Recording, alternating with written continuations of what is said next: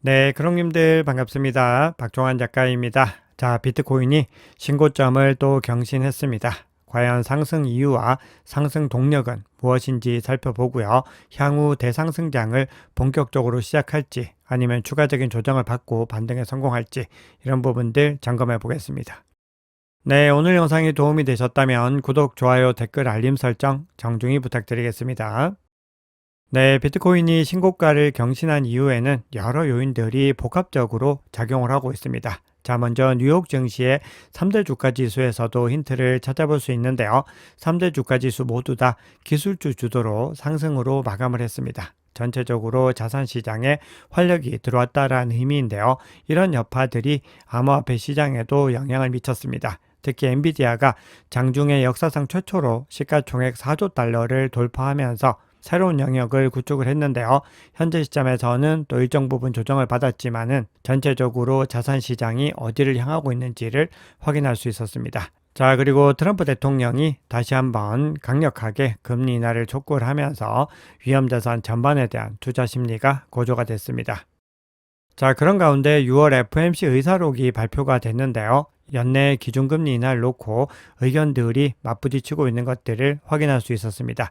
특히 2명의 참가자가 데이터가 예상대로 전개된다면 7월에 금리 인하 검토에 열려 있을 것이다. 이렇게 언급을 했는데 시장에서는 크리스토퍼 월러 이사와 미셸 보우먼 부의장이 아닐까 그렇게 추정을 하고 있습니다.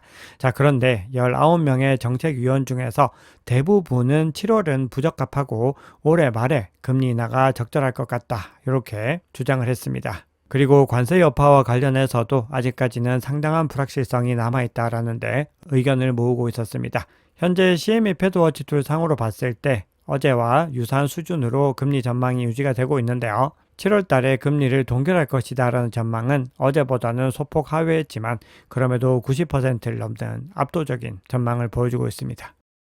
트럼프 대통령의 행보에 발맞추어서 파월 연준 의장을 압박하는 목소리들이 계속해서 강해지고 있는데요.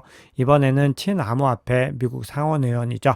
신시아 루미스 의원이 제롬 파월은 연준을 이끌 자격이 없다. 이렇게 주장하면서 즉각적인 사임을 요구하고 나섰습니다. 자, 그리고 트럼프 대통령은 본인의 트루소셜을 통해서 8개국 정상에게 보낸 관세 부과 서한을 잇따라 공개를 했는데요. 브라질에 대해서는 무려 50% 관세를 부과하겠다. 이렇게 밝히면서 현재 룰라 대통령이 아닌 자신이 옹호하는 전 대통령을 강하게 옹호하는 모습들을 보였습니다. 그래서 브라질에서는 국정에 간섭하지 말라라고 하면서 또 발끈하는 모습을 보이기도 했습니다. 자, 그런데 트럼프 대통령이 이렇게 관세 서한을 계속해서 보내고 있지만 그럼에도 시장은 이에 반응하지 않았고 오히려 불확실성이 해소되는 것으로 해석을 하고 있습니다. 그러면서 자산 시장이 더 상승하는 움직임을 보인 거죠. 자, 그리고 인도와 유럽연합에 대해서는 아직까지 서한이 발송되지 않은 점에 대해서 협상에 진척이 있는 것이다. 또 이렇게 긍정적인 해석을 하고 있습니다.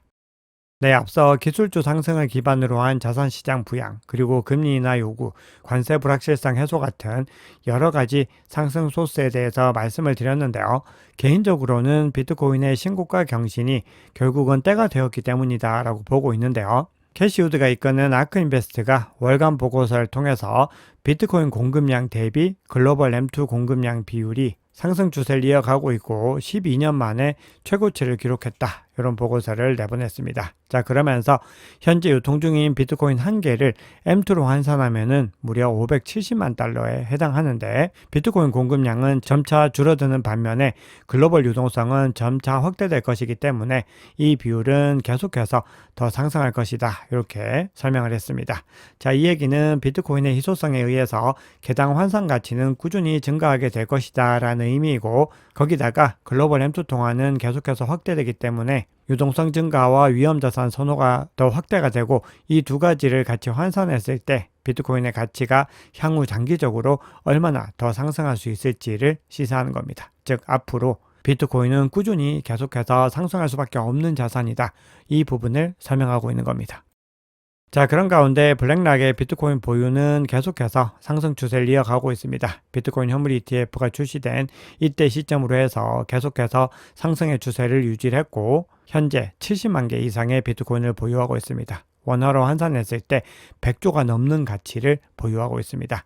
자, 그리고 현재 ETF 현물 상환에 대한 검토가 꾸준히 이어지고 있고 곧 승인될 수 있다. 이런 전망들이 나오고 있습니다.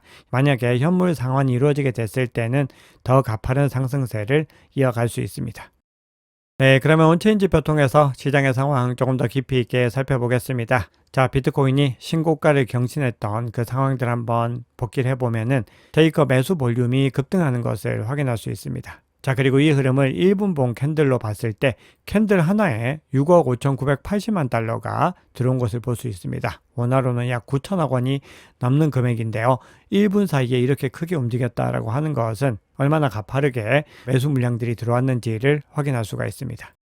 네, 현재 신고가 경신 이후에 일정 부분 조정 구간을 겪고 있는데요. 우리가 올해 연말까지를 두고 봤을 때는 아직까지는 상승할 수 있는 여력들이 많이 남아있는 것들을 여러 온체인 지표를 통해서 확인해 볼 수 있습니다. 자, 먼저 첫 번째로 살펴볼 지표는요.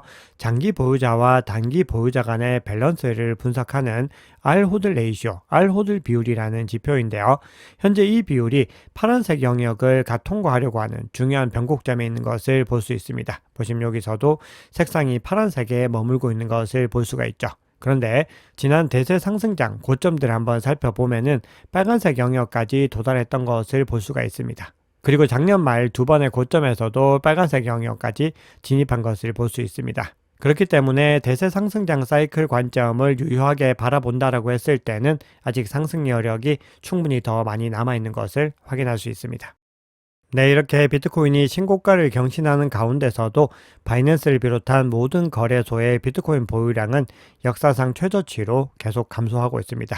그런 가운데 바이낸스 거래소에서의 비트코인 유입도 강세를 유지하고 있는데요. 유입 비트코인 수가 계속해서 하향 추세를 보이고 있습니다. 그리고 이번 시즌 전체 주기 동안에 최저 수준에 가까운 모습을 보이고 있습니다. 바이낸스가 글로벌 1위 거래소이고 거래 규모와 그리고 점유율 측면에서 지배적인 모습들을 고려했을 때 현재 바이낸스 거래소로 전송되는 비트코인이 이렇게 적다라는 사실은 투자자들이 현재 가격 수준에서 만족하지 않고 더 월등하게 높은 수준에서 이익을 실현하겠다 이런 의지로 확인할 수 있습니다.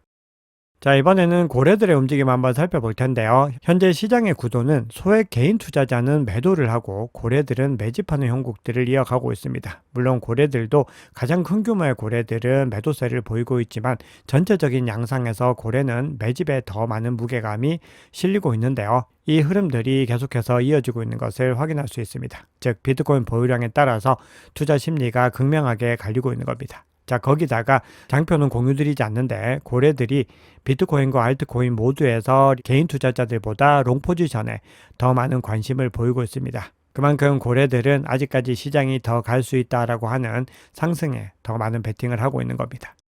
자, 그런데 개인 투자자들은 이탈하는 모습들을 여러 지표들을 통해서 또 확인할 수 있는데요. 지난 며칠 동안에 많은 소매 투자자들이 지루함이나 불신으로 인해서 또 시장에서 이탈하는 모습을 보여줬습니다. 자, 그런데 이런 포인트들은 늘 중요하다고 강조드렸죠. 시장은 일반적으로 대중의 기대와는 정반대로 움직이기 때문에 이런 시그널들은 잠재적인 주요 상승 신호로 판별할 수 있습니다. 개인 투자자들이 뜸을 들이고 이탈할 때 스마트 머니들, 즉 고래와 세력들, 기관과 기업들은 조용히 축적을 이어나가고 있었습니다. 그리고 현재도 같은 패턴이 계속해서 이어지고 있는 것을 볼 수 있습니다.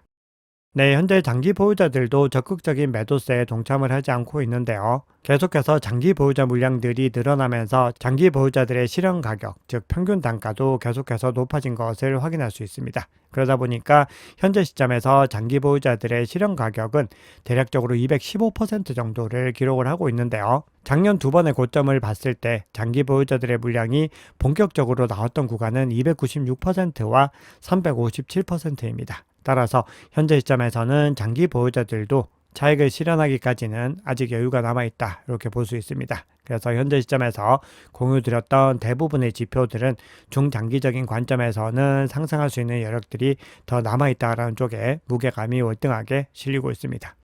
자, 마지막으로 이더리움 한번 점검해 보고 갈 텐데요. 현재 알트코인 시즌이 곧 시작될 것 같다. 이런 전망들도 나오고 있는데 그런 움직임들을 촉발하기 위해서는 이더리움이 움직여줘야 된다. 이 부분들이 중요한데요. 이더리움의 CME 선물 미결제 약정이 계속해서 상승 추세를 유지하고 있고 7일 평균으로 봤을 때는 32억 7천만 달러까지 치솟았습니다. 자, 이 수치는 올해 2월 초 이후로는 가장 높은 수준을 기록을 하고 있는 겁니다. 그만큼 기관 투자자들의 포지션이 확실하게 상승하고 있다는 의미입니다. 그래서 이런 결과를 두고서 암호화폐 분석업체인 스위스블록은 알트코인 시즌이 시작되고 있다, 이렇게 전망을 하고 있는데요. 현재 이더리움의 자금 유입이 늘어나고 있고 비트코인보다 상대적으로 강세를 유지하고 있다는 점을 주목을 하면서 앞으로 72시간 동안 이더리움이 강세를 유지할 수 있다면 진정한 알트코인 시즌 시작을 알리는 시그널이 될 수 있다, 이런 해석을 내놓고 있습니다. 네, 시장의 중요한 이슈 한번 살펴보겠습니다. 현재 비트코인이 신고점을 경신을 했지만 그럼에도 계속해서 상승 추세를 이어갈 수 있을지 그 부분들은 의구심이 남아있는 상황입니다. 시장의 중요한 이슈들과 가격 분석을 통해서 향후 흐름들 한번 점검해 볼 텐데요. 자, 먼저 첫 번째로는 크립토 퀀트 기고자의 의견을 한번 가지고 와 봤는데요. 지난해 12월 이후로 비트코인 무기한 선물 가격이 현물 대비 낮은 수준을 지속하고 있다, 이렇게 얘기를 합니다. 그리고 현재는 현물 매수자들이 시장 주도권을 쥐고 있는 반면에 선물 트레이더들의 참여가 저조하다, 이렇게 해석을 하고 있는데요. 이런 흐름들이 바로 근본적인 상승장이 진행이 되고 있다는 의미입니다. 현재까지 비트코인 가격이 신고점을 경신하고 상승하는 흐름들이 현물을 기반으로 해서 탄탄하게 다져왔다는 겁니다. 그리고 이 현물 수요에서 선물 수요로 넘어가게 됐을 때 더 본격적인 랠리가 이어질 수 있기 때문에 우리는 지금 시점은 굉장히 건강하게 상승하고 있다라고 확인을 할 수 있습니다.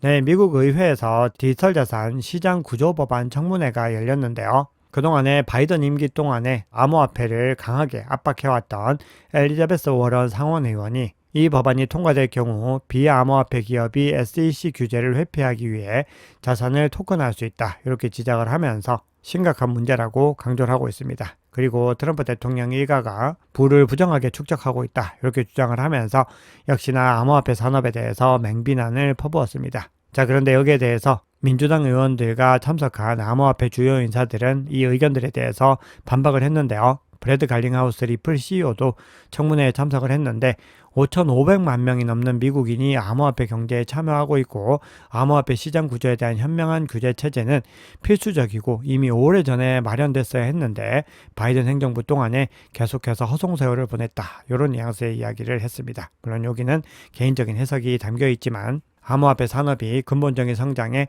굉장히 많이 방해를 받았던 것은 분명한 팩트로 보입니다. 현재 비트코인 현물 ETF를 운영하고 있는 암호화폐 전문 자산운용사 비트와이즈가 이더리움과 솔라나, 리플, 체인링크를 토큰화 트렌드에 접목해야 하는 가장 중요한 프로젝트다, 이렇게 거론을 했습니다. 그만큼 이 프로젝트들이 이번 시즌 동안에 그리고 이번 시즌을 넘어서도 주목할 만한 가치가 있는 프로젝트로 보고 있는 겁니다. 네, 갤럭시 디지털이 파이어블록스와 파트너십을 맺고 기관 대상의 스테이킹 서비스를 확대를 하고 있습니다. 네, 이번 시즌은 개인을 넘어서 기관과 기업 그리고 국가적인 자원의 채택이 본격화되는 시즌입니다. 그만큼 새로운 시도들이 계속해서 나타날 수 있고 대규모 수요들이 계속해서 창출될 수 있는 그런 기반들이 마련되고 있기 때문에 중장기적인 관점에서 암호화폐 산업을 더 긍정적으로 바라볼 수가 있습니다. 자, 그리고 독일의 거대 은행들이 암호화폐로 계속해서 진출하는 움직임을 보이고 있습니다. 도이체은행을 비롯해서 독일의 가장 큰 은행들이 자체적인 조건으로 암호화폐 시장에 진출하고 있고 특히 2026년까지 기관 및 개인 고객을 대상으로 규제된 암호화폐 서비스를 출시할 준비를 하고 있다, 이렇게 기사가 나오고 있습니다. 네, 그러면 CBD 지표 한번 살펴보겠습니다. 바이어 차트 상으로 봤을 때 가격이 110K를 상방 돌파하기 전에 매도벽이 순식간에 두터워지는 것을 볼 수 있는데 또 이렇게 두터워진 매도벽을 순식간에 돌파하고 올라갔습니다. 현재 가격 상단으로는 상대적으로는 옅은 매도벽이 유지가 되고 있습니다. 자, 고래들 움직임 한번 살펴보시면은 갈색과 녹색과 그리고 보라색이 매수세에 적극적으로 동참을 하고 있고요. 빨간색과 주황색은 여전히 매도세에 중점을 두고 있습니다. 전체적인 바이낸스 거래소의 주문량은 매수세가 매도세보다 소폭 우위에 있는데요.